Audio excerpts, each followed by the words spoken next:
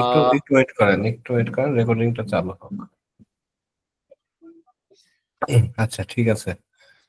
হ্যাঁ, আজকে তো খুবই গুরুত্বপূর্ণ একটা ক্লাস, বিশেষ করে যারা অ্যাসাইনমেন্ট সম্পর্কে যাদের জানার দরকার, বলতে আমাদের স্টুডেন্টদের এটা লাগে। আজকে সব ব্যাচকে আমি ইনভাইট করছি, যারা ক্লাস করতে চাই করবে। মূলত এটা ফিফথ ব্যাচের জন্য, কিন্তু সব ব্যাচকে ইনভাইট করা হয়েছে। ঠিক আছে, আপনি শুরু করতে পারেন। স্যার আপনি মেসেঞ্জারের গ্রুপে লিংকটা দিলে ভালো তো। দেওয়া আছে তো।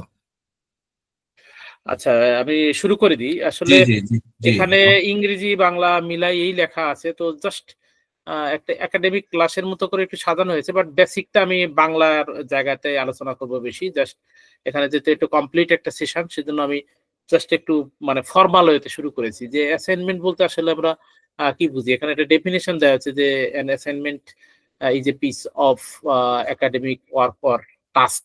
এই কথাটা একটু মাথায় রাখি যে আহ, এখানে আমরা অ্যাসাইনমেন্ট বলতে শুধু বলে যে নির্ধারিত কাজ, সেটা খাতা কলমের মাধ্যমে আমাদের জমা দিতে হবে বা খাতা কলমে প্রস্তুত করতে হবে, নট দ্যাট। অ্যাসাইনমেন্ট হচ্ছে একটা নির্ধারিত কাজ মূলত, যেটাকে এখানে ডেফিনেশনে বলা হয়েছে যে ওয়ার্ক অর টাস্ক।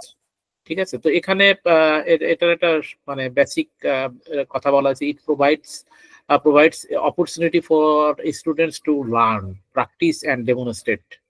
এই কথাগুলোই দেখা যায় এখানে, মানে খুব বেসিক কথাটা বলা হয়েছে যে স্টুডেন্টকে শিখতে সুবিধা দেয়, তাদের অনুশীলনের সুবিধা দেয় এবং তাদের ডেমনস্ট্রেটেড করার সুবিধাটা দেয়। এই যে এই বিষয়গুলো আমরা দেখি, they have achieved the learning goals. Ultimately এই কথাটাই যে আমাদের লার্নিং গোলে যাওয়াটাই থাকে যে কোনো একটা বিষয়ে মানে মানে কারিকুলামের একটা বৈশিষ্ট্যপূর্ণ দিক, যে লার্নিং গোলে পৌঁছানো। সেই গোলে পৌঁছানোর জন্য আমাদের অ্যাসাইনমেন্ট কিন্তু আমাদের শেখার সুযোগ তৈরি করে, অনুশীলনের সুযোগ তৈরি করে। লার্ন মানে প্রাথমিক শেখার কথা বলা হয়েছে, সেই শেখাটাকে আবার প্র্যাকটিসে নিয়ে আসা, সেটাকে ডেমনস্ট্রেট করা, অর্থাৎ এই এই যে বৈশিষ্ট্যগুলো সবগুলোকেই কিন্তু অ্যাসাইনমেন্টে ধরে নেওয়া হয়েছে। তো আমরা অ্যাসাইনমেন্ট বলতে এখানে সাধারণত মনে করি যে আমাকে একটা কাজ দেওয়া হলো, বা সেই কাজটাকে আমি একটু মানে কাগজ কলমে লিখে দিলাম। আমাদের আমরা যারা হোমিও ডাইজেস্টে আছি, হয়তোবা আমাদেরকে বলা হবে যে একটা বিষয়ের উপরে একটা অ্যাসাইনমেন্ট জমা দিতে। সেখানে কিন্তু আমরা হয়তোবা একটা সমস্যা বা একটা বিষয়কে উপজীব্য করে আমরা লিখবো। তো সেই জায়গাটা কিভাবে লিখবো সেটা আমরা পরে আলোচনা আসি। বাট অ্যাসাইনমেন্টের মূল বেসিকটা ডেফিনেশন আকারে আমি দেওয়ার চেষ্টা করেছি। আশা করছি আপনারা বুঝতে পেরেছেন। এখানে প্রশ্ন করলে আপনারা মনে রাখেন, বাট প্রশ্নটা একটু পরে নিব। আপনাদের প্রশ্নটা একটু পরে নিতে চাচ্ছি, কারণ আপনাদের বেসিকটা একটু তৈরি হয়ে যাক, তারপর নিব আর কি। আচ্ছা, তো আমরা অ্যাসাইনমেন্টের লেখার 7টি স্টেপ আছে, সেই স্টেপটা একটু আলোচনা করি। এটা খুবই ভালো লাগবে আপনাদের, সেটা একটু আলোচনা করে দিই।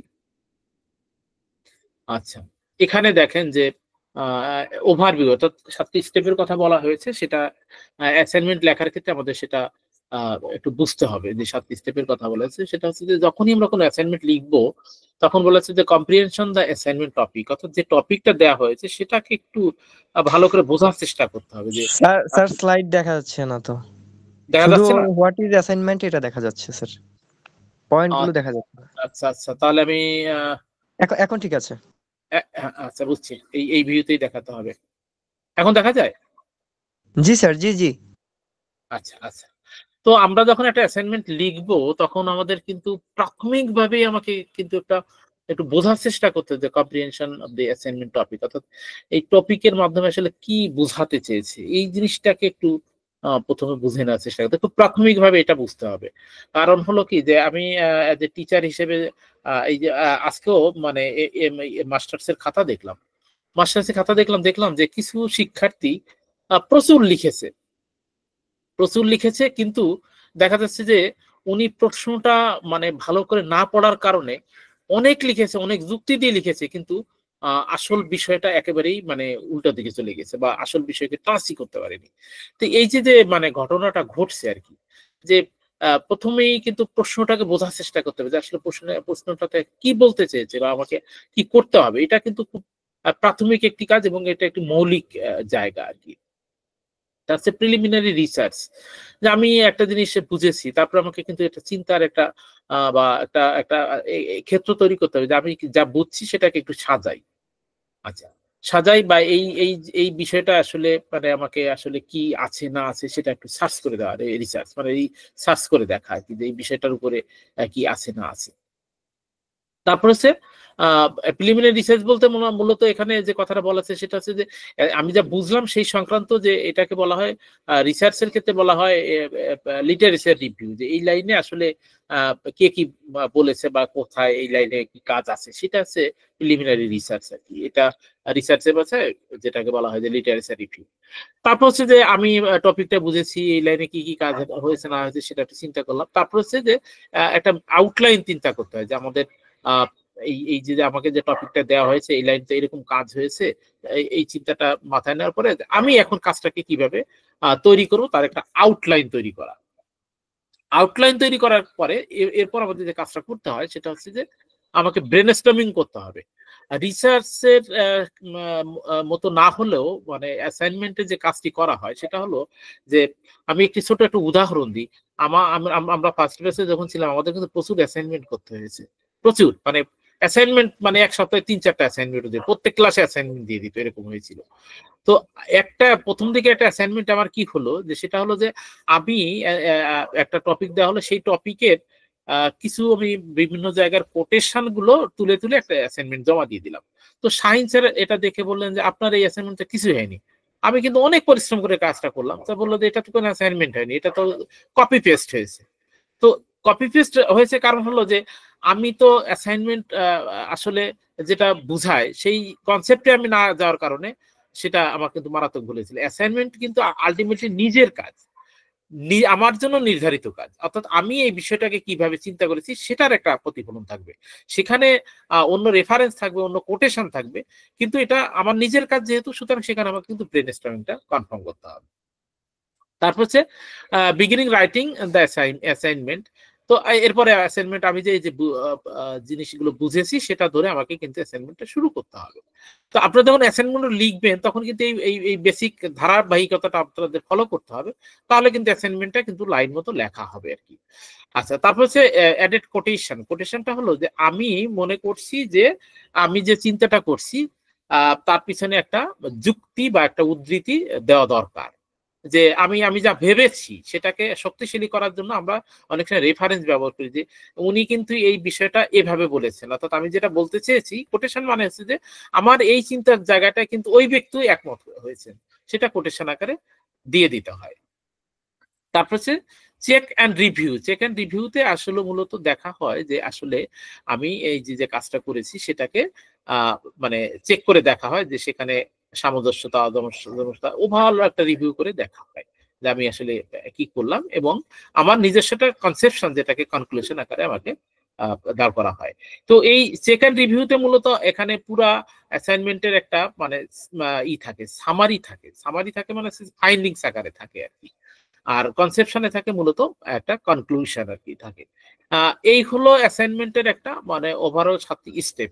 তো এটা আলটিমেটলি মানে বলা যেতে পারে ইন্টারন্যাশনালি বা আমরা যে যখন অ্যাসাইনমেন্ট পড়াই তখন মূলত এই স্টেপ গুলোকে আমরা স্টুডেন্টদেরকে পড়াই। তো এখানে আপনাদের যে বিষয়গুলো বলা হয়েছে এই বিষয়গুলো আপনি যখন লিখবেন, একটা অ্যাসাইনমেন্ট যখন লিখবেন তখন কিন্তু এই বিষয়গুলো ধরে ধরে দেখবেন যে আপনি প্রথমে অ্যাসাইনমেন্টের একটা কনসেপ্ট নিয়েছেন কিনা, একটা প্রাথমিক কাজ কম্প্রিহেনশন, তারপরে সেটা প্রিলিমিনারি এই বিষয়ে কোনো লেখা ইন্টারন্যাশনালি ন্যাশনালি বা অন্য ডাক্তাররা বা অন্য কোনো বইয়ে এই ধরনের কাজ এই ধরনের লেখা আছে কিনা সেটা সার্চ করে দেখা, একটা আউটলাইন তৈরি করা, ব্রেনস্টর্মিং করা, তারপরে অ্যাসাইনমেন্ট শুরু করা, সেখানে অ্যাটেনশন করা এবং চেক এবং রিভিউ করে দেখা, যে ওভারঅল একটা পর্যালোচনা করে দেখা, রিভিউ মানে তো পর্যালোচনা, এবং তার একটা কনক্লুশন আকারে কনসেপশন আকারে আপনার নিজস্ব কিছু কথাবার্তা আবার বলে দেওয়া। এই যে চেক অ্যান্ড রিভিউ কনসেপশন এই জায়গাগুলো কিন্তু মানে একেবারে নিজস্ব একটা মূল্যায়ন তৈরি থাকে।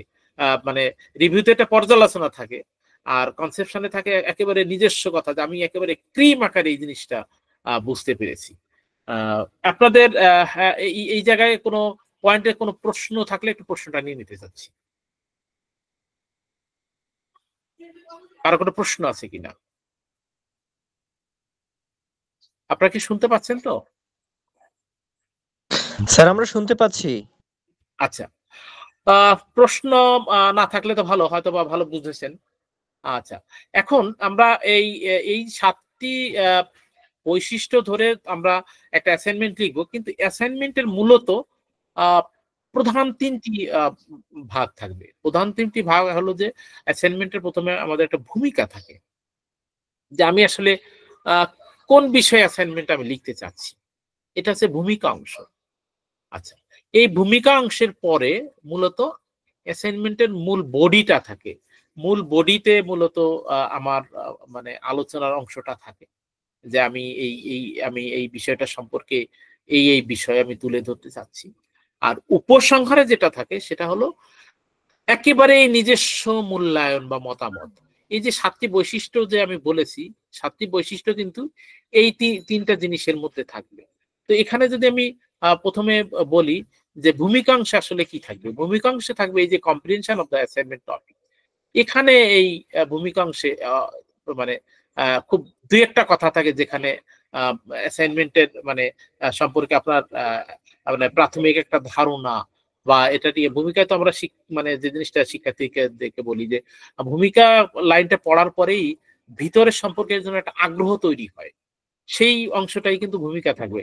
এবং সেই কথাটার মানে ইটা কোথা থেকে আসবে, মানে সেই কথাটার মানে মানে উৎসটা আসবে কিন্তু অ্যাসাইনমেন্ট সম্পর্কে আপনি যে আপনার যে বোধগম্যটা তৈরি হয়েছে ওখান থেকে এই ধারণাটা কিন্তু আপনার তৈরি হবে।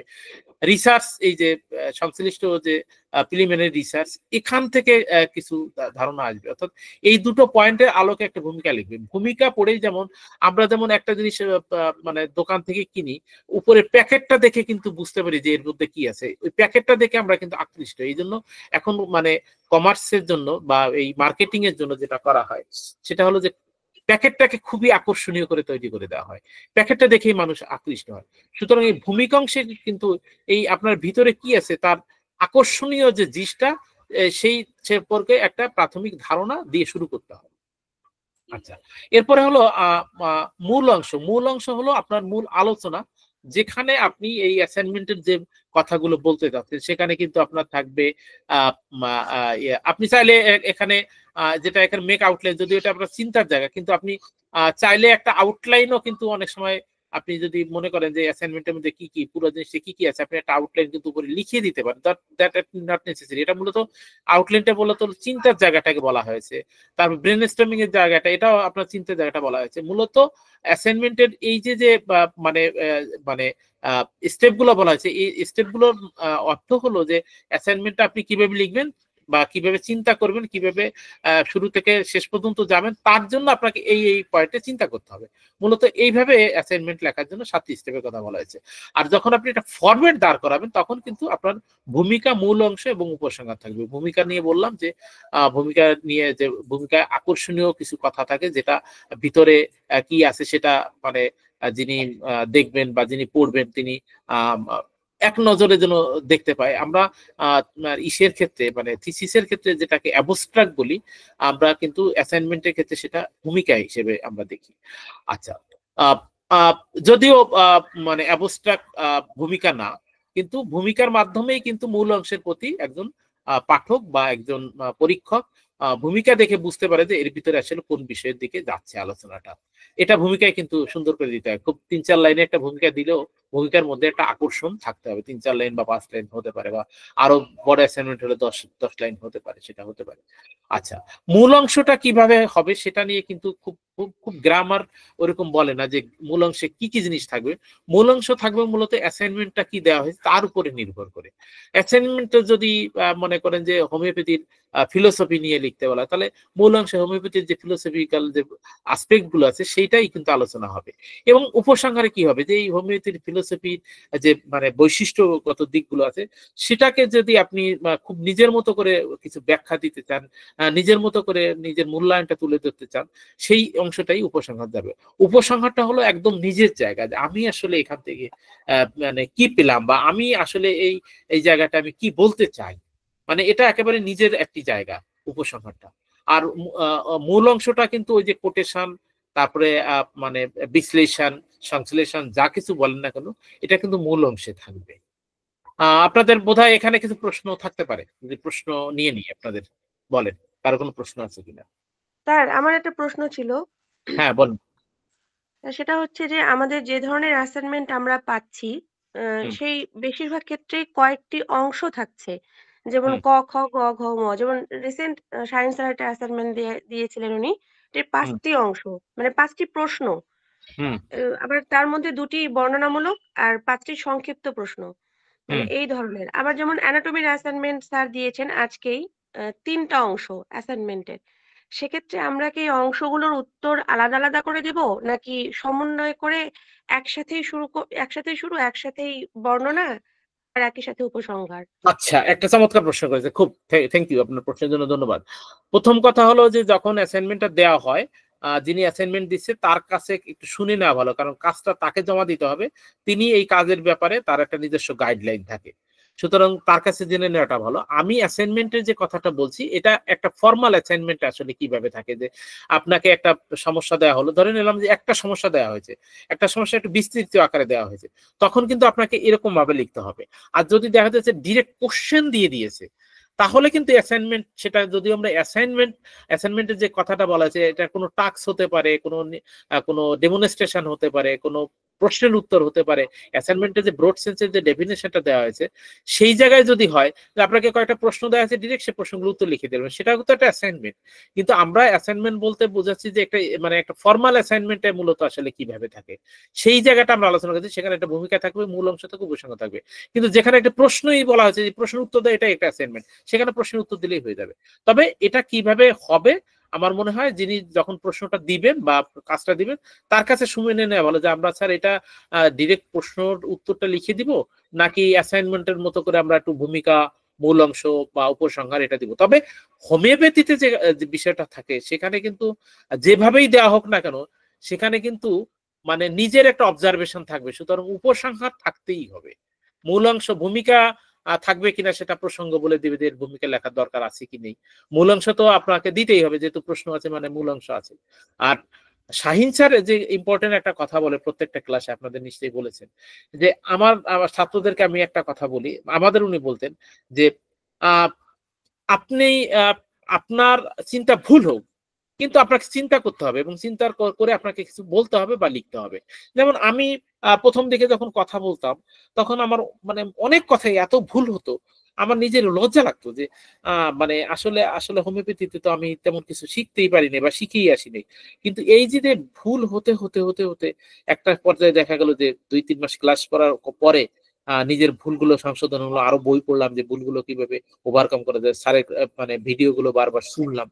তারপরে একটা পর্যায়ে কিন্তু চলে আসলে এমন যে যে কথাটাই বলি সেটাই স্যারের পছন্দ হয়, অর্থাৎ সঠিক লাইনে চলে এলাম। অর্থাৎ এই যে স্যার যে কথাটা বলে যে সিদ্ধান্ত নিতে শিখুন, সেটা ভুল হোক আর শুদ্ধ হোক, এই যে সিদ্ধান্ত নিতে শিখুন, এই সিদ্ধান্তটাই হলো মূলত আপনার উপসংহারের জায়গা। মূল অংশের আলোচনার পরে যখন আপনি উপসংহার লিখবেন, তখনই কিন্তু যিনি অ্যাসাইনমেন্ট দেখছেন, তিনি কিন্তু বুঝতে পারবেন যে আসলে এই জায়গা থেকে এই এই মানে শিক্ষার্থী আসলে কি নিয়েছে। সুতরাং উপসংহারের এই জায়গাটায় থাকে নিজস্ব কথা, সেটা কিন্তু অ্যাসাইনমেন্টটা প্রশ্ন আকারে থাকুক আর যে আকারে থাকুক, এটা লিখতে হবে। আশা করি আপনি স্যার, উত্তর পেয়েছেন, আর যদি সাপ্লিমেন্টারি কোশ্চেন থাকে আপনি বলতে পারেন। স্যার আসলে আমি যেটা চেষ্টা করেছি, আমার ব্যক্তিগত অভিজ্ঞতার কথা বলি, মানে আমি চেষ্টা করেছি প্রত্যেকটা প্রশ্নই এই ভূমিকা, মূল অংশ, উপসংহার এই 3টে বিষয় টাচ করে যেতে। ছোট প্রশ্নের বেলায় হয়তো সেভাবে হয়নি, কিন্তু বড় প্রশ্নগুলো সেভাবে চেষ্টা করেছি। গুড। কিন্তু অ্যাসাইনমেন্টের শেষে গিয়ে আর ওভারঅল একটা উপসংহারে আসা সম্ভব হয়নি, যেহেতু প্রশ্নের না না, বিভিন্ন এটা অংশ এটা ছিল। আলাদা আলাদা প্রশ্ন, আলাদা আলাদা উপসংহার দিয়ে হ্যাঁ, শেষ করতে হবে, সেখানে একটা উপসংহার টানা স্যার আসলে সম্ভব না। যেটা স্যার বইয়ের রিভিউ হোক বা কোনো একটা নির্দিষ্ট বিষয় সম্পর্কে যখন অ্যাসাইনমেন্ট লিখতে বলা হয়, তখন হুম, তো স্যার সেটাকে এই ফরম্যাটে নিয়ে আসা খুব সহজ বিষয়টা। হুম, হুম, হুম, কিন্তু ওই হুম, হুম, প্রশ্নের অংশ থাকলে হুম, হুম, একেকটা প্রশ্নকেই একেকটা অ্যাসাইনমেন্ট ধরে নিতে হবে। হুম, মানে হুম, সেরকমটা কি করা যায় স্যার? হুম, হুম, হুম, হুম। আমি আমি আমি সায়েন্সের একটা বইয়ের একটা দিয়েছিলাম, রিভিউ দিয়েছিলাম। ওই যে চিকিৎসা চিকিৎসা সংকট একটা বই আছে না? শিক্ষা সংকট। স্যার ওটাই শিক্ষা আমরা সংকট, দিয়েছি স্যার। হ্যাঁ শিক্ষা সংকট, ওই অ্যাসাইনমেন্ট হ্যাঁ আমরাও জমা শিক্ষা দিয়েছি। সংকটের বইয়ের একটা দিয়েছিলাম। তা আমি এটার একটা বলছিলাম যে এটার নামটা অন্যভাবে দেওয়া যেত, সেটা এখন আর বলছি না, যেহেতু বইটা এখনো বাজারে আছে, এখনই এই কথাটা বললে ঠিক হবে না। বলছিলাম যে আপনার এই বইটা মানে অসাধারণ একটি মানে মানে বই হয়েছে, বাট নামকরণ নিয়ে আমার একটা মতামত আছে। এই যে আমি যে কথাটা বলেছিলাম এটা কিন্তু আমি উপসংহারে বলেছিলাম যে এই বইটা এই নামকরণে হলে আমার কাছে মনে হয় যে আরো ভালো হবে। তো স্যার সেই নামকরণটা মানে পছন্দ করেছিলেন, বলছে যে পরবর্তীতে এই বইটা যখন আমরা নতুন করে চিন্তা করবো তখন আপনারা এটা বিবেচনা নেন। পরে তার বইটার করা হয়নি, পুরোনো কপিগুলোই চলছে আর কি। তো আলটিমেটলি বিষয়টা হলো যে যিনি উপসংহার লিখছেন না তিনি আলটিমেটলি নিজস্ব কথাটাই লিখছেন না, এটা হচ্ছে উপসংহারের মূল কথা। ঠিক আছে, আমি আপনার প্রশ্নে উত্তর দিতে পেরেছি। আপনি আর কারো কোনো প্রশ্ন আছে কিনা?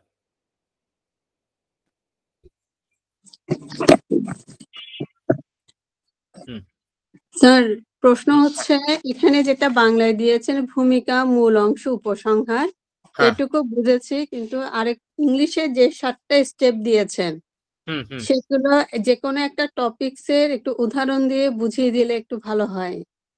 আচ্ছা, এই এই যে 7টি যে মানে ধাপের কথা বলা হয়েছে, মূলত আপনি যখন একটা অ্যাসাইনমেন্ট লিখবেন এই 3টা অংশ দিয়ে ভূমিকা, মূল অংশ আর উপসংহার, এটা লেখার পরে বা আগে আগে আগে আপনি চিন্তা করবেন, আগে চিন্তা করবেন কাজটা ঠিক মতো করার জন্য, আর পরে চিন্তা করবেন যে আসলে এই জিনিসটা হয়েছে কিনা।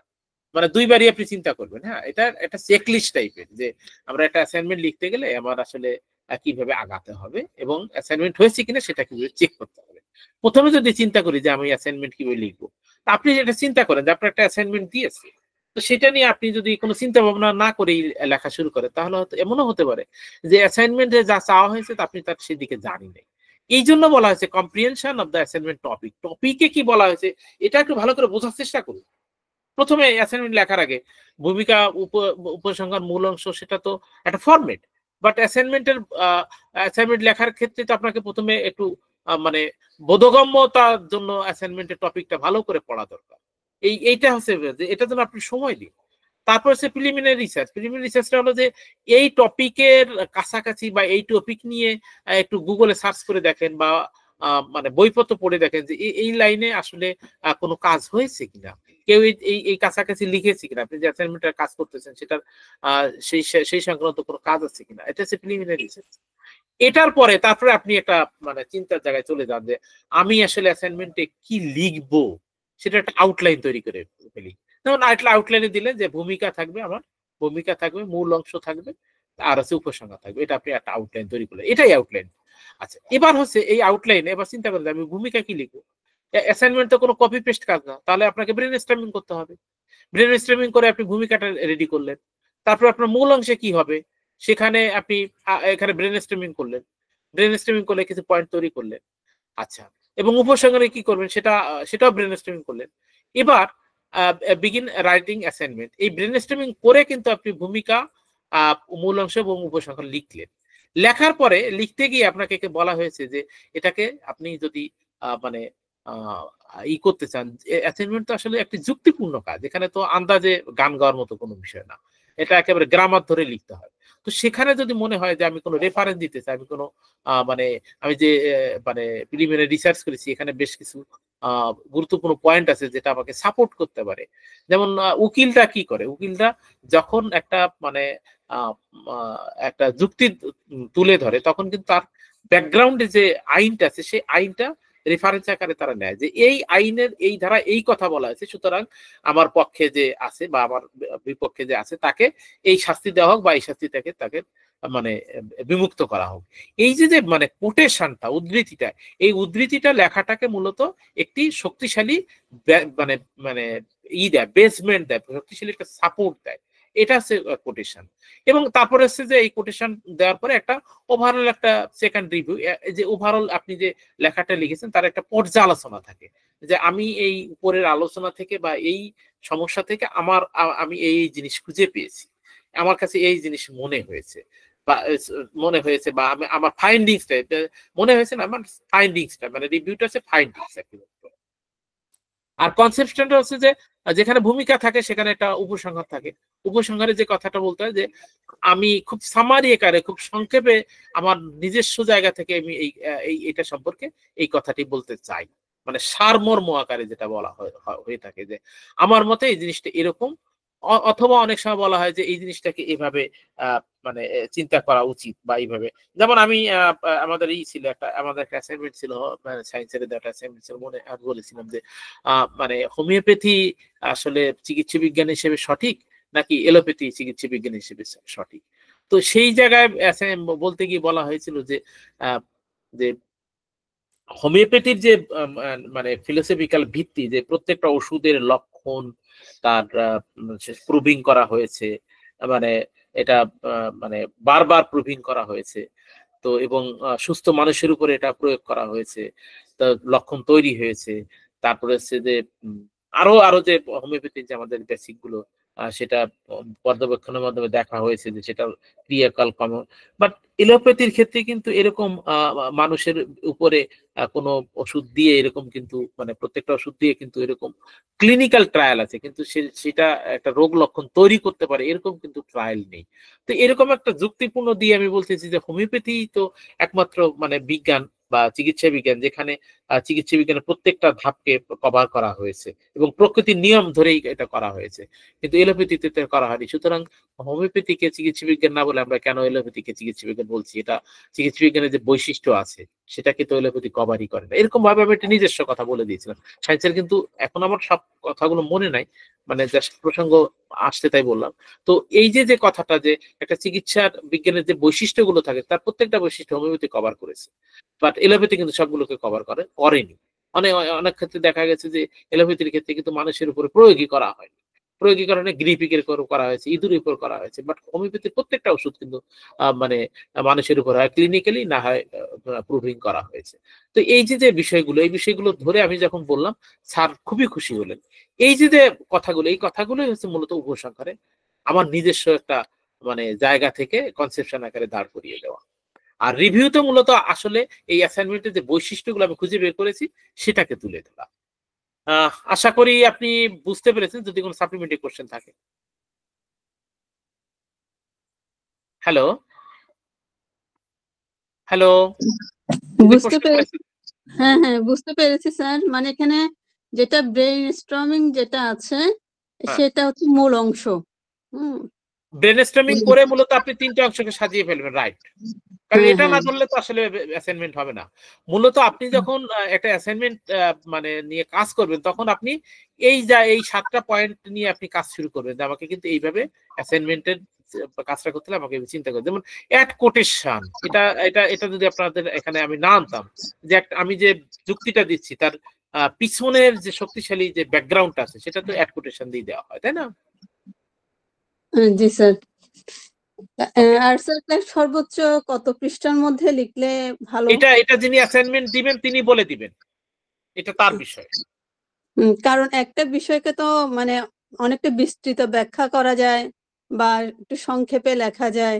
এটা এটা কিন্তু যিনি দিবেন তিনি বলে দিবেন। এটা মূলত এটা নির্ভর করে আপনার কত সময় দেওয়া হচ্ছে, বিষয়টা কত গভীরে যাওয়ার জন্য বলা হয়েছে, সেটা কিন্তু মানে স্যার বিষয় এই অ্যাসাইনমেন্ট কতটুকু হবে এটা মূলত যিনি দিয়ে থাকেন তার কাছ থেকেই এই গাইডলাইনটা নিতে হবে। স্যার আমাদের তো ক্লাস শেষ হওয়ার পরে দেওয়া হয় বা তার পরের দিন দেওয়া হয়। এখন তাহলে আপনাকে যেটা করতে হবে, এটা এটা কিন্তু ক্লাসের মধ্যেই জিজ্ঞাসা করতে, স্যার আমাদের যে নেক্সট অ্যাসাইনমেন্টটা দেওয়া হবে সেটার মানে কত পৃষ্ঠা লিখতে হবে বা স্পেশাল কোনো ইনস্ট্রাকশন আছে কিনা, এটা উনি ভালো বলতে পারবেন। কারণ একটা অ্যাসাইনমেন্টের নির্ধারিত কাজ মানে কি, আপনাকে যে কাজটা নির্ধারণ করে দেওয়া হয়েছে করবেন আপনি আর দিয়েছেন যিনি, তার ভিতরে একটা নেগোসিয়েশন হতে হবে। ঠিক আছে? হ্যাঁ স্যার, ঠিক আছে। Thank you sir. ওকে, এবার আমরা দেখি যে আপনাদের এই বিষয়টা একটু দেখি যে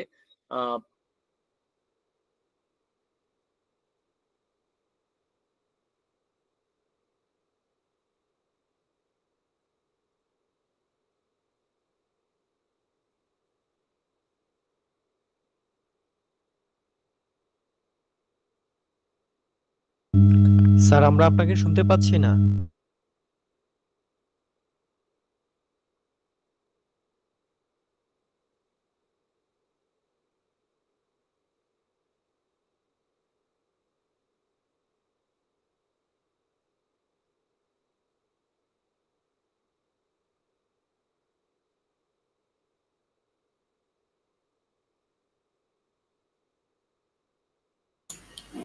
সঞ্জয় দা, আপনার কথা শোনা যাচ্ছে না।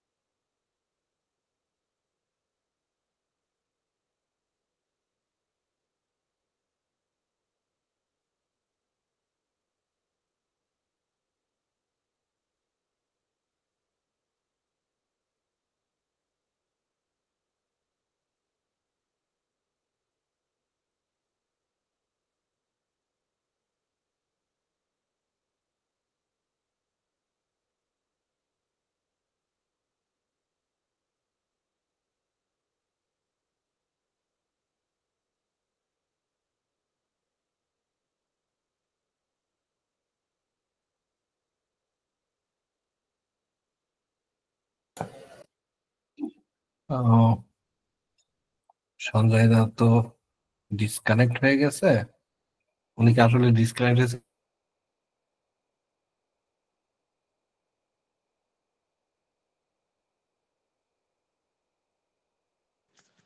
ওনার কোনো নেট সমস্যা হলো কিনা কি জানি, ওনাকে একটু পার্সোনালি নক দিলে ভালো হতো স্যার। দেখছি একটু ধরেন না।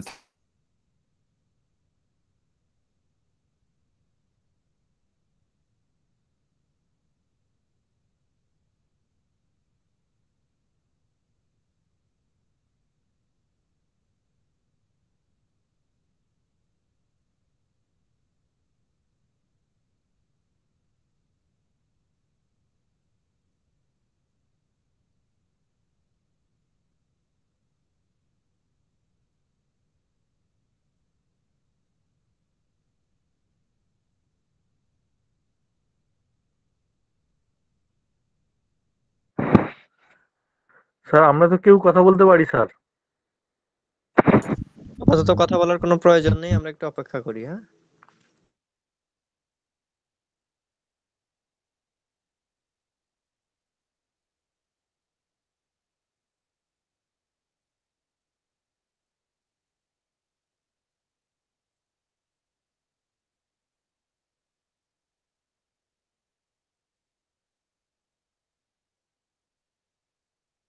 কথা বললে বরং এটা বলতে পারি যে আপনারা অ্যাসাইনমেন্ট কেন জমা দেন না। আজকে তো অ্যাসাইনমেন্টের ক্লাস হলো, এরপর থেকে আশা করি সবাই অ্যাসাইনমেন্ট দিবেন। যারা দিবেন না তারা নিজের কপাল নিজে পুড়বেন, আমাদের কিছুই করার থাকবে না। অ্যাসাইনমেন্ট দিলে নিজের জন্যই ভালো। এই কথাটা আমি বলছি এখন, শাহিন মাহমুদ স্যার আরো আগে থেকে বেশ কয়েকবার বলেছেন। কাজেই আপনারা যারা সত্যিকার অর্থে হোমিওপ্যাথ হওয়ার জন্য এখানে এসেছেন তারা সবাই অ্যাসাইনমেন্ট দিবেন, এই আশাটা আমি রাখছি। এবং বিগত সমস্ত অ্যাসাইনমেন্ট জমা দিবেন এবং আমার ইমেইল অ্যাড্রেসে অ্যাসাইনমেন্ট পাঠাবেন। ওকে।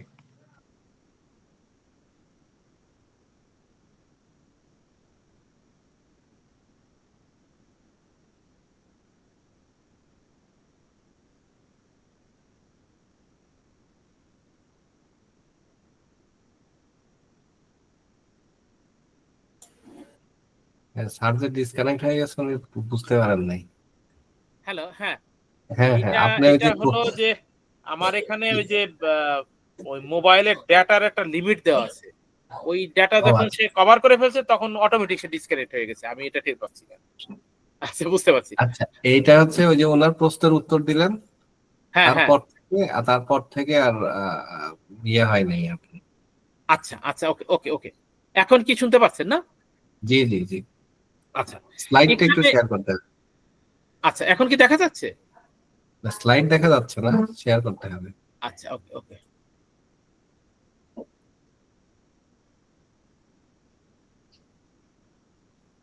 আচ্ছা, এখন দেখা যায় না? জি জি জি। আচ্ছা, এখানে যে বিষয়টা যে অ্যাসাইনমেন্ট যে বৈশিষ্ট্যগুলো যে আহ, আহ, আমি এক বৈশিষ্ট্য থেকে আবার আলোচনাটা শুরু করি। এটা এখান থেকে বোধহয় আলোচনাটা হয়নি না? এখান থেকে শুরু জি করব। হ্যাঁ আচ্ছা করেন। আচ্ছা, অ্যাসাইনমেন্টের যে বৈশিষ্ট্যগুলো, আমরা যদি এই বৈশিষ্ট্যগুলো একটু মাথায় রাখি তাহলে কিন্তু খুব সুন্দরভাবে আমরা অ্যাসাইনমেন্ট গুলো মানে অ্যাসাইনমেন্ট আমরা কমপ্লিট করতে পারবো। সেটা হলো অ্যাসাইনমেন্টের কাজই হলো বিষয়বস্তুর গুরুত্বপূর্ণ দিক তুলে ধরা। অ্যাসাইনমেন্ট কিন্তু কোনো রচনা না বা কোনো ইতিহাস লেখাও না। আমার যে শিরোনাম দেওয়া আছে সেই শিরোনামের আন্ডারে যে বিষয়বস্তু মানে যে বিষয়টা রয়েছে সেই বিষয়বস্তুর গুরুত্বপূর্ণ দিকগুলো টেনে বের করতে হবে। সেটা হচ্ছে আমার অ্যাসাইনমেন্টের একেবারে মৌলিক একটি বৈশিষ্ট্য। এটাকে আমি সাদামাঠাভাবে লিখে দিলাম তা কিন্তু না। আচ্ছা, দ্বিতীয়ত কথা হলো যে অ্যাসাইনমেন্ট হবে সমালোচকের দৃষ্টি নিয়ে বিষয়বস্তু সম্পর্কে ধারণা দেয়।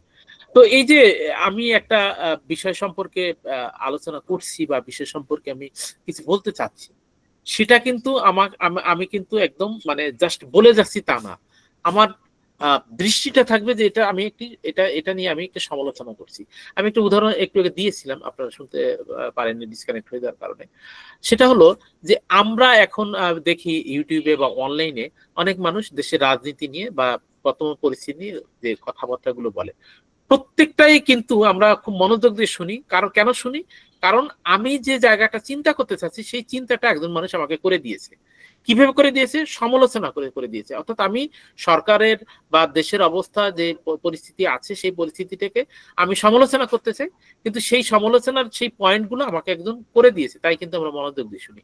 সুতরাং অ্যাসাইনমেন্টে যদি আপনার সমালোচনা না থাকে, সেই বিষয়টাকে আপনি কিভাবে দেখছেন সেই দৃষ্টিভঙ্গিটা যদি আপনার লেখার ভিতরে প্রতিফলিত না হয় তাহলে কিন্তু সেটা অ্যাসাইনমেন্ট হবে না। আচ্ছা, 3 নম্বর বৈশিষ্ট্য হলো প্রাসঙ্গিক ও সমসাময়িক বইপত্র, পত্রপত্রিকা, তথ্যপত্রকে উপজীব্য করে বিষয়বস্তু আলোচনা করা।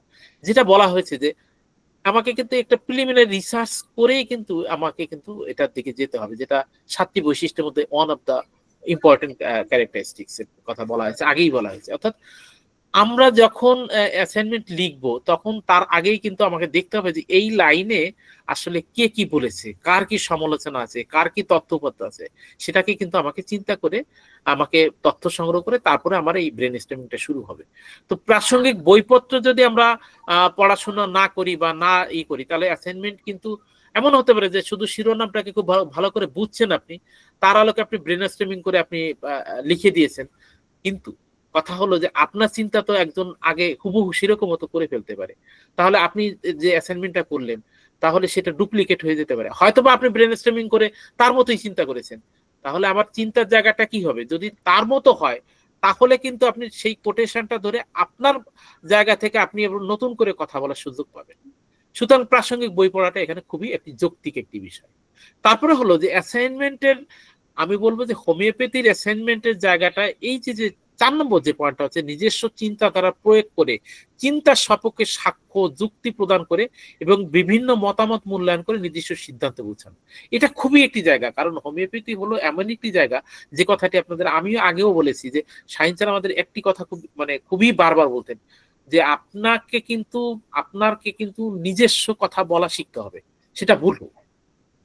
এটা কিন্তু একটা ইম্পর্টেন্ট জায়গা। অর্থাৎ অ্যাসাইনমেন্ট লেখার ক্ষেত্রে আপনাকে কিন্তু শেষে গিয়ে আপনার নিজের কথা বলতে হবে, সেটা ভুল বলে না সঠিক বলে এটা আপনাকে বলতে হবে যে আমি এটাকে এরকম ভাবে দেখেছি, আমার নিজের কথা এটা কিন্তু বলতে হবে।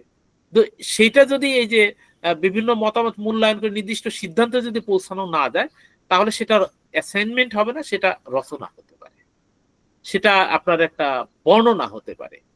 কিন্তু নিজস্ব মতামতে যাওয়া খুবই দরকার। কারণ হলো দেখেন, এখানে একটা ছোট অ্যাড দিয়ে কথা বলি, সেটা হলো যে আপনার কাছে প্রতিদিন যে রুগীটা আসে প্রত্যেকটা রুগী কিন্তু একটা অ্যাসাইনমেন্ট, প্রত্যেকটা রুগী একটা নতুন পরিস্থিতি।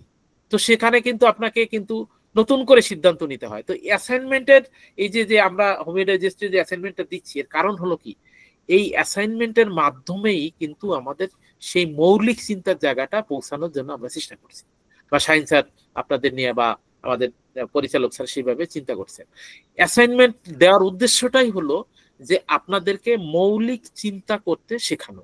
দেখেন খুব সংক্ষেপে যদি বলি যে আমরা একটা কথা বলি যে আমাদের গ্রামার কি কেন শেখানো হয়, আমি আপনাদের যদি প্রশ্ন করি যে গ্রামার কেন শেখানো হয়, আপনারা খুব সহজেই বলবেন যে গ্রামার শেখানো হয় ভাষাকে শুদ্ধ রূপে লিখিতে পড়িতে বলিতে শেখার জন্য। জিনিসটা কিন্তু তা না। জিনিসটা হলো যে আমরা গ্রামারটা কেন শিখি, গ্রামারটা শিখি কারণটা হলো যে এই যে আমাকে একটা লাইন দেওয়া আছে, মনে করো যে আমাকে কারক শেখানো হয়েছে যে ভিক্ষুককে ভিক্ষা দাও। এই যে ভিক্ষুককে ভিক্ষা দাও, এই যে ভিক্ষুককে একটা টান দিয়ে দিয়েছে, বলছে যে এটা কোন কারকে কোন বিভক্তি। আমি কিন্তু 6টা কারকের ভিতর থেকে আমি একটা কারক সিলেকশন করলাম, একটা বিভক্তি সিলেকশন করলাম। এই যে আমাকে সিদ্ধান্ত নিতে হলো যে এইটা 5টা কারক বাদ গেল, একটা কারক হলো। এই যে সিদ্ধান্ত নিতে পারা, এটা কিন্তু আমাদের ব্যাকরণ শেখার মানে মৌলিক একটা উদ্দেশ্য, কিন্তু আমাদের বইয়ে কিন্তু এই কথাটা বলা নেই। সুতরাং আমাদের এই অ্যাসাইনমেন্ট দেওয়ার একটি উদ্দেশ্য হলো আপনাদেরকে মৌলিক চিন্তা করতে শেখানো, এটাই হচ্ছে উদ্দেশ্য। সুতরাং আপনি যেখানে অ্যাসাইনমেন্ট লিখবেন আলটিমেটলি আপনাকে কিন্তু শেষে যুক্তি তর্ক দিয়ে আপনাকে মৌলিক চিন্তার একটি জায়গায় পৌঁছাতে হবে এবং মৌলিক চিন্তার একটি কথা আপনাদের বলতে হবে। এই হলো বিষয়। আমার আরো কিছু আলোচনা এখানে আছে, আমি এটা আপনাদেরকে দিয়ে দিব, মানে দিয়ে দিব যে এটা আপনারা জাস্ট এইগুলো আমি যেগুলো আলোচনা করেছি তার আলোকেই আছে, জাস্ট আমি আগে যেগুলো বলেছি সেটার আলোকেই। ওই যে 7টি যে পয়েন্ট আছে তার একটু মানে ডিটেলসটা এখানে দেওয়া আছে। এটা যেহেতু আমি আলোচনা করে ফেলেছি, আর এটা আপনাদের পিডিএফ বা পিপিটি আপনাদের দিয়ে দিলে আপনারা আরেকটা আমার কথার সাথে মিলিয়ে নিতে পারেন, যেহেতু সময়ের একটা ব্যাপার আছে যে আমাদের সময় বলছে সময় শেষ। সুতরাং আপনাদের প্রশ্ন নিব, আর এটা নিয়ে আমি যে আলোচনাটা করেছি সেটা আপনাদের এই লেখা এবং আমার আলোচনার সাথে যেহেতু মানে অ্যালাইনমেন্ট আছে, সুতরাং আপনারা এটা পড়লে বুঝতে পারবেন আর কি। আর অ্যাসাইনমেন্ট লেখার পরে শেষে যে কাজটি সেটা হচ্ছে যে গ্রন্থবন্দিটা আপনারা দিয়ে দিবেন। গ্রন্থবন্দিটা দেওয়া দরকার কেন, কারণ হলো যে আপনি যে কথাগুলো বলেছেন সেটা যদি যিনি অ্যাসাইনমেন্ট দেখছেন তিনি যদি সেটাকে মিলাতে চান তখন কিন্তু গ্রন্থবন্দিটা দিতে হয়। তো গ্রন্থবন্দি লেখার আসলে অনেক ফরম্যাট আছে, আমি একটা ফরম্যাট আপনাদের একটু দেখিয়ে দিই। সেটা হলো যে গ্রন্থবন্দি লেখার জন্য এখানে যা দেখলেই হবে, আমি এখানে যেভাবে দিয়েছি জাস্ট এটা মিলিয়ে নিলে হবে যে লেখকের শেষ নাম, যেমন আমার নাম আছে সঞ্জয় গোলদার দিলাম, লেখকের প্রথম নাম সেটা হচ্ছে আমার নাম সঞ্জয়, প্রকাশের বছর 2024, আর শিরোনামটা হলো এখানে দিয়ে দিয়েছি, রং কালারের সাথে মিলাই দিয়েছি। শিরোনামটা হচ্ছে যে বইটা হোমিওপ্যাথি নিয়ম নীতি, তারপরে প্রকাশকের শহর ঢাকা এখানে দেওয়া হয়েছে, আর এই প্রকাশক নিউফাইন্ড প্রকাশন এইভাবে দেওয়া হলো মনে করেন। তো এইভাবে মূলত অ্যাসাইনমেন্ট লেখার ক্ষেত্রে বইয়ের রেফারেন্সটা আমরা দিই। তো আশা করছি আপনারা একটা ধারণা পেয়েছেন। আমি এখানে আপনাদের প্রশ্ন নিব, আমি উত্তর দেওয়ার চেষ্টা করবো। আর আমাদের সাথে আরো আমাদের আব্দুল্লাহ স্যার আছেন, আবার শাহিন স্যারও দেখলাম জয়েন করেছেন, শাহিন স্যারও আছেন। স্যাররা আপনাদের প্রশ্নের উত্তর দিবেন আমার ক্লাসের সাথে পাশাপাশি। আপনাদের প্রশ্ন থাকলে প্রশ্নগুলো আগে নিয়ে নিন। আপনাদের কি কি প্রশ্ন আছে?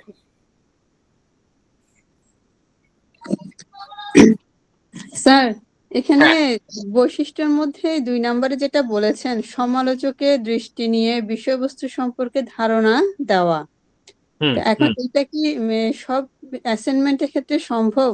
যেমন গত ইয়াতে অর্গাননে শাহিন স্যার যেটা দিয়েছেন, আধুনিক বৈজ্ঞানিক আবিষ্কারের পরিপ্রেক্ষিতে ভাইটাল ফোর্সকে ব্যাখ্যা করুন। তো এটা তো স্যার এমনি আধুনিক বৈজ্ঞানিক আবিষ্কার, মানে ইয়াটা তো টপিকসটা একেই কঠিন। তো এটাকে কি আসলে সমালোচকের দৃষ্টিতে এই যে কথা দেখেন, একটা বিষয় যখন আপনি সমালোচনা করতে যাবেন তখন কিন্তু বিষয়টাকে আপনার ভালো করে বুঝতে হবে, না বুঝে তো সমালোচনা করাই যায় না। দেখেন শাহিন স্যারের অ্যাসাইনমেন্ট মানেই হচ্ছে, আমি আপনার প্রশ্নটা বুঝতে পেরেছি, শাহিন স্যারের অ্যাসাইনমেন্ট মানেই হচ্ছে যে আপনি হুবহু দেখবেন আর লিখবেন তা না। এই একটা সমালোচনা কখন হয়, আমরা কখন সমালোচক হতে পারি, যখন ওই বিষয়টার টপ টু বটম আমি বুঝতে পারি, তখন কিন্তু সমালোচনা করা যায়, না হলে বর্ণনা দেওয়া যায়। তো এই যে সায়েন্সের যে অ্যাসাইনমেন্টটা দিয়েছেন, এটা প্রথমে তো আপনাকে ভালো মতো বুঝতে হবে, তারপরে সমালোচনার জায়গাটা তো অনেক উপরে। সুতরাং আপনি যদি ওইটার মানে বৈশিষ্ট্য ব্যাখ্যা লিখে দেন, নিজের দৃষ্টিভঙ্গি তৈরি করতে না পারেন, তাহলে তো সমালোচনা করতেই পারবেন না। আমার মনে হয় শাহিন স্যার হাত তুলেছেন, আমি স্যারকে ফলো দিছি। Sir thank you. আমি মুগ্ধ হয়ে শুনতেছিলাম সঞ্জয় গোলদারের আলোচনা, এবং এখান থেকে আমি নিজেও অনেক কিছু শিখছি। আরো আগে জয়েন করতে চাইছিলাম, কিন্তু যে স্কোপে প্রোগ্রাম থাকায়, যাই হোক, যেটা বলতেছিলাম, অ্যাকচুয়ালি আমি ঢুকলাম হইলো জাস্ট সিম্পল একটা কারণে, একটা জিনিস বলার জন্য, যে আমি তো দিছি অ্যাসাইনমেন্টটা, এবং এবং আমি জানি যে এই সপ্তাহের অ্যাসাইনমেন্টটা বিরাট কঠিন। এই কঠিন অ্যাসাইনমেন্টের মধ্যেও, মানে বিরাট কঠিন বলতে, আপনাকে এমনিতে অ্যাসাইনমেন্টের উত্তর দিতে গেলেই পুরো সাবজেক্ট বুঝতে হবে। যারা অ্যাসাইনমেন্ট লিখতেছেন না, তারা বিরাট লস করতেছেন। তো আপনারা করছেন, আমি দু একজনেরটা দেখছি, যারা যারা অ্যাসাইনমেন্ট পাঠাইছে তাদেরকে একটা স্টাডির মধ্যে দিয়ে যাইতে হয়েছে। সঞ্জয় গোলদার যেটা বলছে একদম পারফেক্ট কথা। এই অ্যাসাইনমেন্টেও সমালোচনা সম্ভব। আমি এই কঠিনটা দিয়েই বলতেছি যেন আপনাদের অন্যগুলা বুঝতে সুবিধা হয়।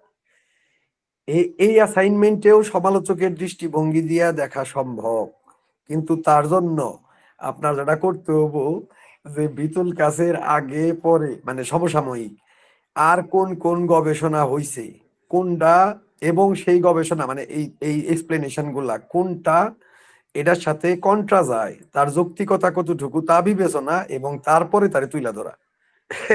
আমি একটু উদাহরণ দিয়ে বোঝাইলাম, তখন আপনি বলতে পারবেন যে যদিও বিতুল কাছের দৃষ্টিভঙ্গি বা বর্তমান অমুক গ্রন্থ থেকে আসা, নিচে গ্রন্থবন্ধি যাব, মন্তব্য অনুযায়ী বা যা কিছু বলেন, যে এইভাবে আমরা ভাইটাল ফোর্সকে ধারণা করতে পারি, এবং বৈজ্ঞানিক মানে আধুনিক বৈজ্ঞানিক আবিষ্কারের পরিপ্রেক্ষিতে আমরা এইভাবে মানে বিবেচনা করতে পারি বা চিন্তা করতে পারি, বা আমাদের মেনে নিতে হবে। আপনি যেভাবে বললেন বেশ ভালো। তারপরের কথা থাকবো সমালোচকের দৃষ্টিভঙ্গিতে, যে প্যারালালি অমুক গবেষণা বা অমুক এক্সপ্লেনেশন, তমুকের এই এক্সপ্লেনেশন, এটাও একটা ভিন্ন দৃষ্টিভঙ্গি তুলে ধরে, এবং তারপরে এই দুইটার মধ্যে ডিফারেন্সটা কোন জায়গায়, কন্ট্রা কোন জায়গায়, সেটা তুলে ধরতে হবো। মানে এই কঠিনটা দিয়া বোঝাইতেছি, যে অ্যাসাইনমেন্ট আপনাদের হাতে আছে দিয়া, তারপর লাস্টে সঞ্জয় গোলদারের কথাটা একদম চমৎকার। আমি হাততালি দিছিলাম আসলে কথা থামানোর জন্য না, কিন্তু যে খুবই চমৎকার একটা কথা বলছে, যে এরপর আপনার নিজস্ব চিন্তার প্রতিফলন। এবার এই দুইটা সম্বন্ধে আপনি কি ভাবেন, আপনার মতামতটা কি? কেন একটা জিনিসরে আপনার যৌক্তিক বলে মনে হইলো?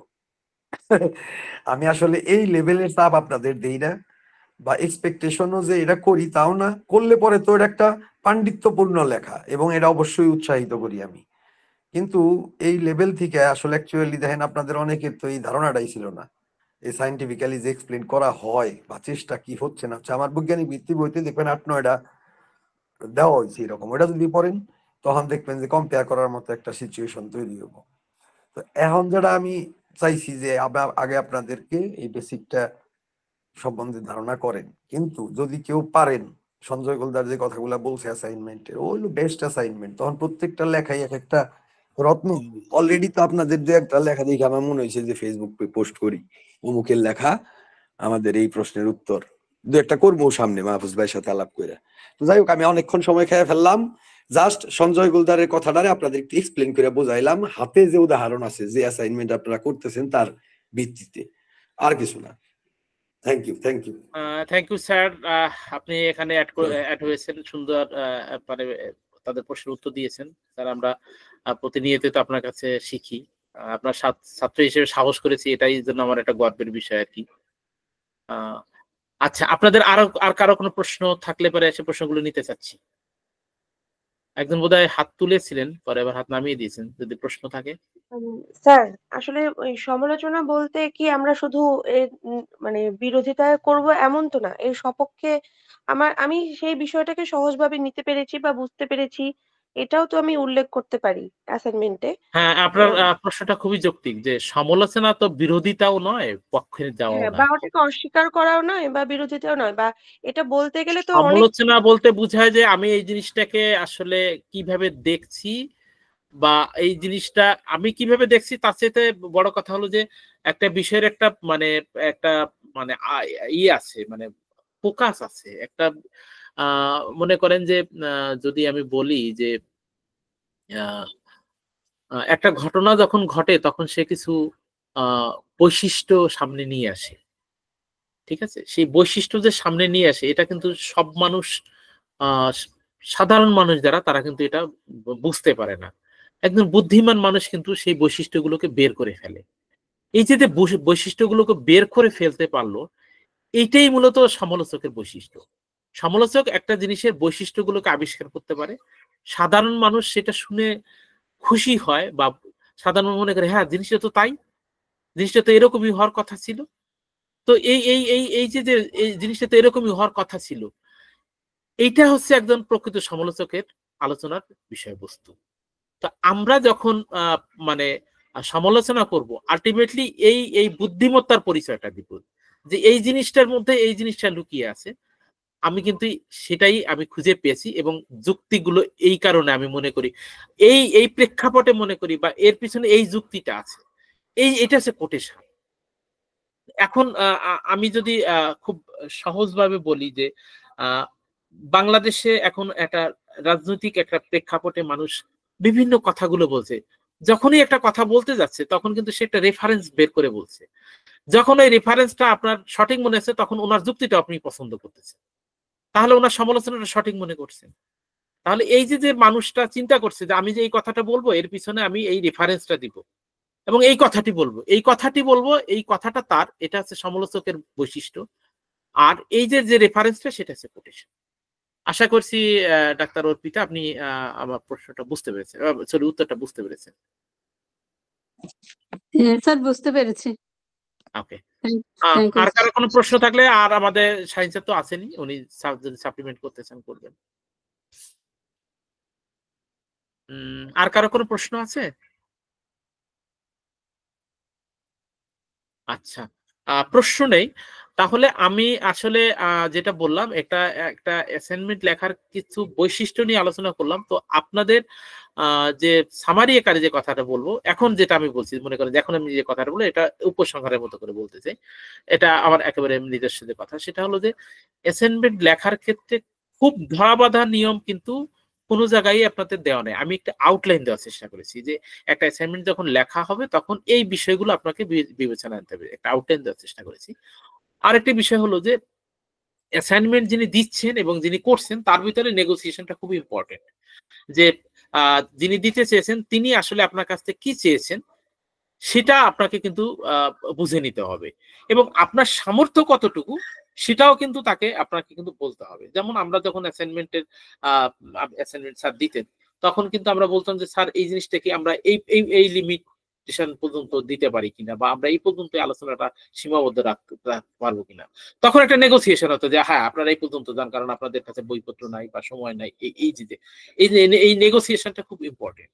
কিন্তু নেগোসিয়েশন যদি না থাকে তাহলে হবে কি যে যিনি চেয়েছেন তিনি হয়তোবা তার জায়গা থেকে অনেক বেশি চেয়ে ফেলেছেন, কিন্তু আপনার জায়গা থেকে ওই সামর্থ্যটা বা ওই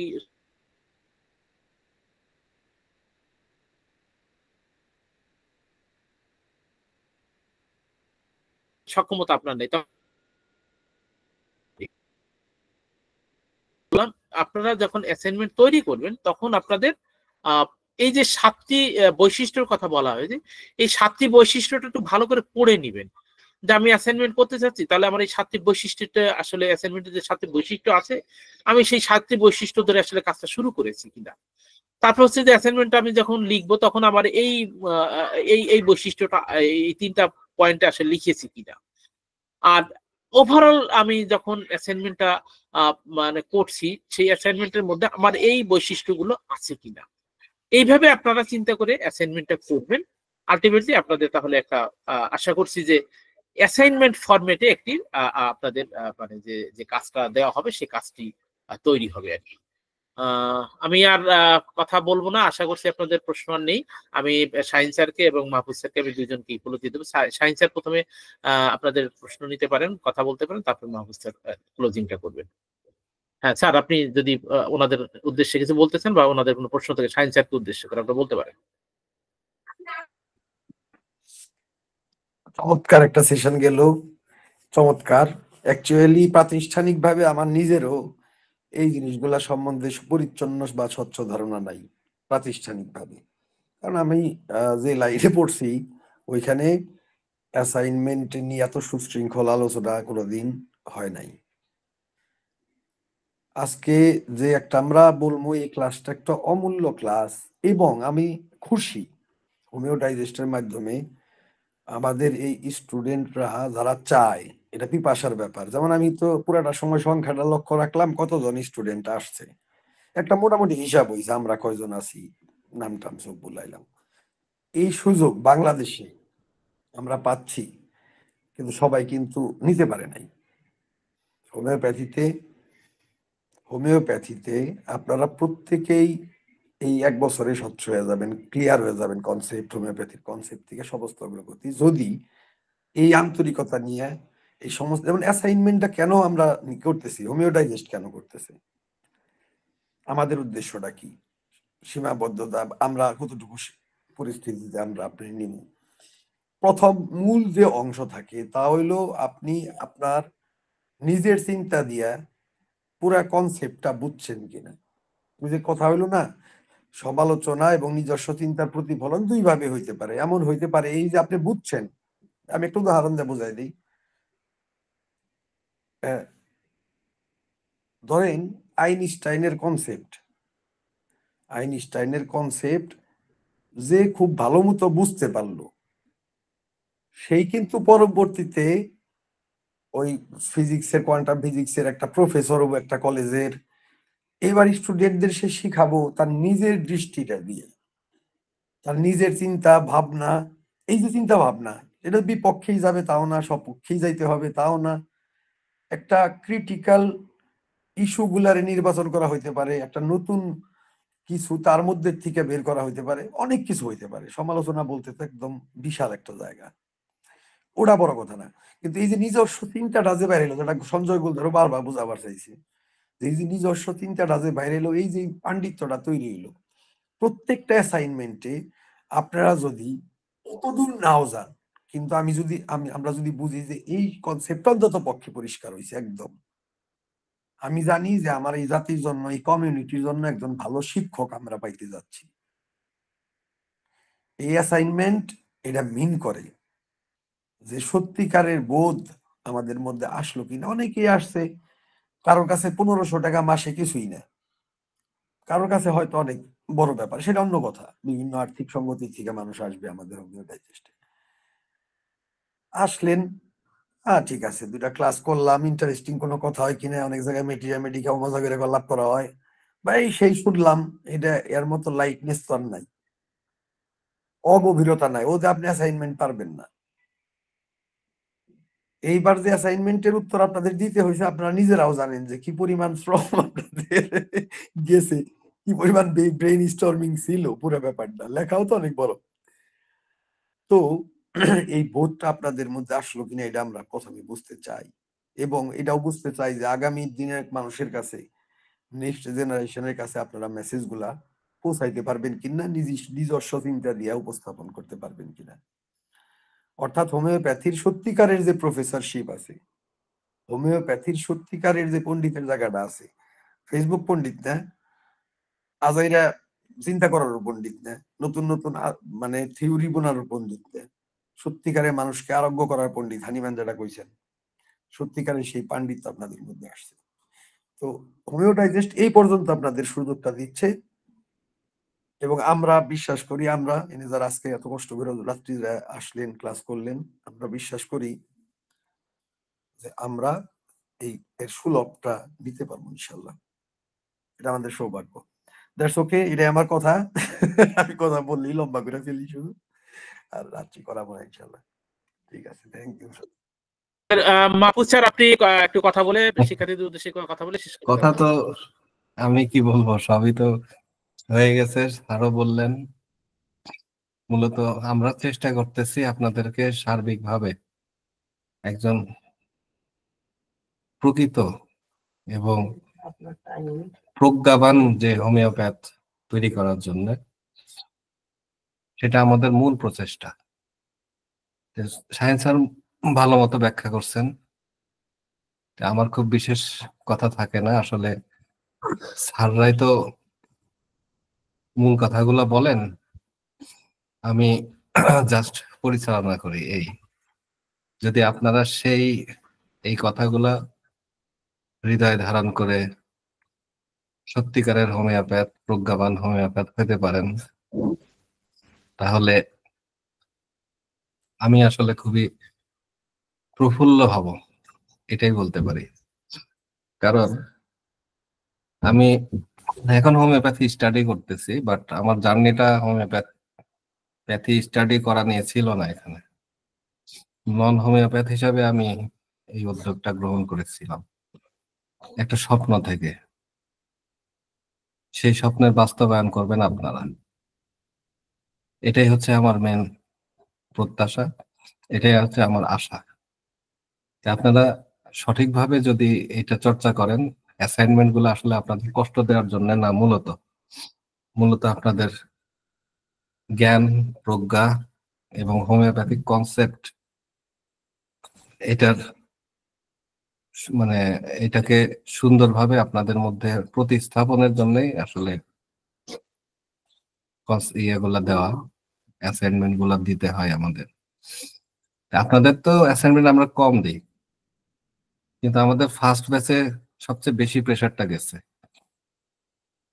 কিন্তু আমরা চাচ্ছি যে আপনাদেরকে ফিফথ ব্যাচে এসেও আবার প্রেশারটা শুরু করতে, না হলে আসলে আপনারা সেই হোমিওপ্যাথ হবেন না। একটু কষ্ট হলেও এই কষ্টটা 1 বছরের জার্নি একটু কষ্ট করেন, আশা করি 1 বছর পরেই আপনারা প্রকৃত রেজাল্টটা পাবেন। স্যাররা যেভাবে যে অ্যাসাইনমেন্ট গুলো দেয়, একটু কষ্ট করেন, ভুল হোক তাতে সমস্যা নেই, কারণ ভুল করতে করতে আমরা শিখবো। কিন্তু রুগী মেরে ভুল করে শেখার থেকে রুগী না মারার জন্য যে সতর্কতা, সেটাই আমাদের জন্য এই অ্যাসাইনমেন্ট, আমাদের ক্লাসগুলো শেখাবে। আমাদের শিক্ষকগণ আপনাদের জন্য ইনশাল্লাহ নিবেদিত প্রাণ। আশা করি সেটা আপনারা বুঝতে পারছেন এই কয়দিনে। জি সঞ্জয় দা। এই যে দামি একটি কথা যে রুগী মেরে অভিজ্ঞতা নেওয়া, তো আসলে আমাদের ডাক্তার হিসেবে একটা অপরাধ, একটা ক্রাইম, কিন্তু বাস্তবে তো সেটাই হয়। হোমিওপ্যাথিতে সেই জিনিসটাই ঘটে বেশি। এই যে রুগী মেরে ডাক্তারি শেখা, কারণটা হলো যে এরা বাস্তবে অ্যাসাইনমেন্টের কাজটা করেনি। মূলত অ্যাসাইনমেন্টের যে কথাটা আমরা 3 জন মিলে বলার চেষ্টা করেছি, যে অ্যাসাইনমেন্ট আমাদের একটি মৌলিক চিন্তা, একটি নিজস্ব চিন্তা, একটি স্বাধীন চিন্তার স্ফুরণ ঘটায়। তো এই এই এই চিন্তাটা তৈরি হয় মূলত অ্যাসাইনমেন্টের মাধ্যমে, যেটা আমরা হোমিওলজিস্ট কিন্তু অন্য সব প্ল্যাটফর্ম থেকে একটি একটি আলাদা একটা বৈশিষ্ট্য নিয়ে আছি, যে অ্যাসাইনমেন্টটাও মানে হচ্ছে যে যারা এই অ্যাসাইনমেন্টের কাজটা করবে তাদের একটি স্বাধীন চিন্তা, একটি নিজস্ব চিন্তা তৈরি হবে। যে কথাটা আমি বলে দিয়েছি, খুব একটি দামি একটি কথা বলার চেষ্টা করেছি, যে আমার কাছে যে রুগীটা আসে, সে প্রত্যেকদিন 10টি রুগী আসতে মানে আমার সামনে 10টি অ্যাসাইনমেন্ট। এখান থেকে আমাকে একটি মৌলিক চিন্তা বের করে নিয়ে আমাকে সিদ্ধান্তে আসতে হবে, মৌলিক চিন্তার মাধ্যমে একটা সিদ্ধান্তে আসতে হয়। তো এই সিদ্ধান্তের অনুশীলনটা হবে কিভাবে? ছাত্র অবস্থায় এই অ্যাসাইনমেন্ট গুলোর মাধ্যমেই তো হবে। তো সেই জায়গাটা কিন্তু খুবই দামি জায়গা। যদি কেউ মনে করে যে তাহলে কাগজ কলমে কাজ করতে, না, কাগজ কলমে কাজ করার জিনিসটা তা না। এখানে কাজটা হলো যে আপনার একটি সঠিক চিন্তার পথে আপনাকে পরিচালিত করা, যে আপনি সঠিকভাবে চিন্তা করতে শিখতে পারছেন কিনা, বা সঠিক চিন্তার লাইনে আপনি হাঁটতে পারছেন কিনা। যদি দেখা যাচ্ছে আপনার 10টা অ্যাসাইনমেন্টের প্রথম 5টা ভুল হয়েছে, পরে 5টা যেভাবে মানে অ্যাসাইনমেন্ট দেওয়া হয়েছে আপনি ঠিক সেই চিন্তা অনুযায়ী লিখে দিয়েছেন, তাহলে এর মানে কি যে আপনি যতগুলো চিন্তা করতেছেন সবগুলোই সঠিক হচ্ছে। তাহলে ডাক্তার হিসেবে আপনি যখন রুগীতে যে সিদ্ধান্তগুলো নেবেন যে হ্যাঁ এই ওষুধটা তার জন্য পারফেক্ট, হোমিওপ্যাথি তো আসলে আমাদেরকে তো প্রতিদিন এই অ্যাসাইনমেন্টের কাজগুলোই করতে হয়। তাহলে সেই চিন্তার জায়গায় যখন আপনার মানে অ্যাকুরেসি আনতে হবে, তখন তো আপনাকে এই প্র্যাকটিসের মাধ্যমে সেই জায়গাটায় যেতে হবে। সুতরাং এটাকে কোনো কাগজ কলমের জায়গায় চিন্তা না করে অ্যাসাইনমেন্টের জায়গাটা চিন্তা করতে হবে, যে চিন্তার মৌলিকত্ব তৈরির একটি জায়গা। ওকে, থ্যাংক ইউ। জি ধন্যবাদ সঞ্জয় দা। আমি পরিশেষে একটা ছোট্ট বাস্তব উদাহরণ দিয়ে শেষ করব। সেই উদাহরণটা আপনাদের ভেতরেই আছে, এখানেই আছে। আজকে আপনারা যে ডাক্তার শাহিন মাহমুদকে দেখতেছেন, ঠিক আছে, আজকে যে ডাক্তার শাহিন মাহমুদকে আপনারা দেখতেছেন,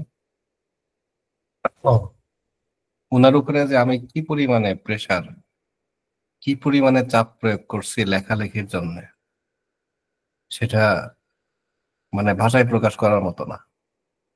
এটা শাহিন ভাই বলতে পারবেন। তার লাইফের উপর দিয়ে আমার চাপে কি পরিমাণে ঝড়, কি পরিমাণে তাণ্ডব চলছে, ঠিক আছে। আমি এটাই আপনাদেরকে যেটা বললাম বাস্তব উদাহরণ দেব, যে আপনারা 2019 সালের ডাক্তার শাহিন মাহমুদ আর 2025 সালের ডাক্তার শাহিন মাহমুদের মধ্যে যে বিস্তর ডিফারেন্স, সেটা তার বইগুলা পড়লে বুঝতে পারবেন। আমি খুবই কৃতজ্ঞ তার প্রতি, যে আমি তাকে যে লেখালেখির জন্য যে চাপটা প্রয়োগ করেছিলাম সেটাকে উনি কখনোই নেগেটিভ ভাবে নেননি, এবং টাইম টু টাইম আমি যখন যেটা চেয়েছি তখন সেটা উনি করছেন, যার কারণে আজকে আপনারা তার লেখা 12টা বই পাচ্ছেন, এবং এক একটা বই কত মোটা মোটা ভলিউম বই, এবং কত স্টাডি, যে বইগুলো আপনারা পড়লে বুঝতে পারবেন, এবং কত দামি দামি কথা। এই কথাগুলো এমনি আসেনি, এগুলো পরিশ্রমের ফসল, ঠিক আছে। আমি সেই চাপটা আপনাদেরকে, ওই চাপ তো দেই নাই, ওটার 1% চাপ দেই নাই এখনো, ঠিক আছে। এটা বলি, এটা ছিল আমার অ্যাসাইনমেন্ট। আপনি বের হয়ে গেছিলেন বলে আমি বলে আরেকটু মজা পাচ্ছিলাম। না না, ওটা নেটের প্রবলেমে নিয়ে বাইরে ছিলাম। যাই হোক, আপনি তো মজা পাচ্ছেন, এটাও আমি জানতাম না, তাহলে ঢুকতামই না। ভালো লাগে আপনাদের। ভালো হয়েছে, ভালো হয়েছে। আমি বললাম যে এটা হলো আমার অ্যাসাইনমেন্ট ছিল, আমি যদি এতে ফাঁকিবাজি করতাম তাইলে এই এই যে রূপান্তরটা হয় না। এই হচ্ছে আমার কথা, এইটাই আমরা বুঝাবার চাই, তাই না? ওকে, আমি কথা বন্ধ করতেছি মাহফুজ ভাই। না, আমার কথাও শেষ, আমার কথাও শেষ। আমি চাচ্ছিলাম যে একটা বাস্তব উদাহরণ এখানেই আছে, সেটাই বলি। সবাই যে অ্যাসাইনমেন্ট নিয়ে এত ডরায়, আসলে আমার চাপটা কি পরিমাণে হয় সেটা আপনারা কিছুই টের পান না, যেটা শাহিন ভাই জানে, ঠিক আছে। কিন্তু চাপ তখনই দেওয়া যায়, শোনেন, চাপ আজকে আমি কেন এই কথা বলতেছি, চাপ তখনই দেওয়া যায় যে চাপটা সহ্য করে, চাপটা সহ্য করতে পারে, নিতে পারে, জানতে, সেই চাপটা বহন করতে পারে, ঠিক আছে। তখন তার কাছে চাপ মনে হলে একটা সময় আর চাপ থাকে না, এবং যিনি তাকে চাপ দেন, যে শিক্ষক চাপ দেন, তিনি ততক্ষণ পর্যন্ত চাপ দিতে থাকবেন যতক্ষণ পর্যন্ত আপনারা আউটপুট দিতে থাকবেন। আপনারা আউটপুট দিবেন না, আপনার উপরে কোনো চাপ নাই, ঠিক আছে।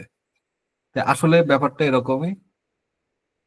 আর এই সমস্ত কিছুই আপনাদের ডেভেলপের জন্য, এবং আমরা অ্যাকচুয়ালি হোমিওপ্যাথি নিয়ে একটা সংগ্রামে লিপ্ত হয়েছি। সেই সংগ্রামটার জন্য আপনারা যদি এই কাজগুলা করেন, আমরা সেটা সাকসেস হব। এই বহু কথা বললাম অ্যাসাইনমেন্ট নিয়ে, স্যাররাও বললেন। আশা করি আপনারা বিষয়টা অনুধাবন করতে পারছেন। আমি সঞ্জয় দাকে অসংখ্য ধন্যবাদ জানাবো। সঞ্জয় দা আমাদের প্রথম ব্যাচের স্টুডেন্ট ছিলেন, এবং উনি, আপনারা অনেকে ওনার পরিচয় জানেন না, উনি একজন বিসিএস ক্যাডার, এবং উনি শিক্ষকদের প্রশিক্ষণ দিয়ে থাকেন, শিক্ষকদেরও শিক্ষক, ঠিক আছে। এবং উনি এখান থেকে হোমিওপ্যাথি এসে উনি বুঝতে পারছেন যে হোয়াট ইজ হোমিওপ্যাথি, এবং তারপর থেকে তার ডেভেলপ, এবং উনি এখন বর্তমানে আমাদের শিক্ষক হিসেবে যুক্ত আছেন এখানে। আপনারা সামনেই তার ক্লাস পাবেন, হয়তো মাসখানেকের মধ্যেই তার ক্লাস পাবেন, ঠিক আছে। যাই হোক, আমরা উন্মুক্ত বেশ আলোচনা করলাম। আপনাদের যদি কারো কোনো বিশেষ প্রশ্ন থাকে করতে পারেন, তা না হলে আমরা প্রোগ্রামটা একদম শেষ করে দেবো ইনশাল্লাহ আজকের মতো।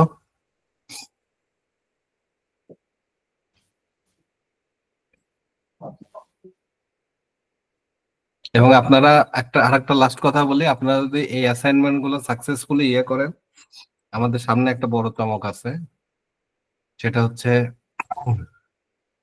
এটা ফিউচারে আমরা বাছাই করব, কারণ আমরা সামনে রিসার্চ মেথোডোলজি, আপনারা জানেন যে আমাদের শাহিন স্যার হচ্ছে international academy of homeopathy, classical homeopathy, professor George ভিতলকাসের উনি রিসার্চ টিমের সদস্য, অলরেডি সদস্য হয়েছেন, এবং ওনার রিসার্চ পেপার অলরেডি পাবলিশ হয়েছে, এবং আরো একটা পাবলিশ হওয়ার পথে, এবং সামনে আরো অনেকগুলা রিসার্চ পেপার পাবলিশ হবে আশা করছি ইনশাল্লাহ। তে আপনারা তার সহযোগী হয়ে কাজ করার সুযোগ পাবেন যদি এই সবগুলো রিকোয়ারমেন্ট ফুলফিল করতে পারেন। আজকে ইন্টারন্যাশনালি শাহিন স্যার কিন্তু পরিচিত, ঠিক আছে? আপনারাও তার সহযোগী হয়ে পরিচিত হইতে পারবেন। এবং তার চেয়ে বড় ব্যাপার, ইন্টারন্যাশনালি যে রিসার্চ গুলা হয়, যদি আপনারা মেথোডোলজি গুলা জানেন, ঠিক আছে, তাহলে সেগুলো বুঝতে পারবেন, হোমিওপ্যাথির জন্য কাজে লাগাইতে পারবেন। হোমিও ডাইজেস্ট আপনাদের জন্য একটা বিশাল দিগন্ত নিয়ে বসে আছে। শুধু যত দূর যেতে চান আপনারা, আমরা আপনাদের সঙ্গে আছি ইনশাল্লাহ। যাই হোক, তাহলে কারো কদম কথা না থাকলে আজকের মতো আমরা এখানে সমাপ্ত করতে যাচ্ছি। আগামীকাল ডাক্তার শাহিন মাহমুদ স্যারের ক্লাস আছে, আমি আশা করব সবাই উপস্থিত থাকবেন। এবং স্যারের একটা ক্লাস মিস দিলে অন্তত 3টা ক্লাস পিছিয়ে যাবেন, এই আর কি। তো ওকে, তাহলে সবাই ভালো থাকেন, সুস্থ থাকেন, এবং যে কথাটা সবসময় বলি, নিরাপদে থাকেন। আল্লাহ হাফেজ, শুভরাত্রি।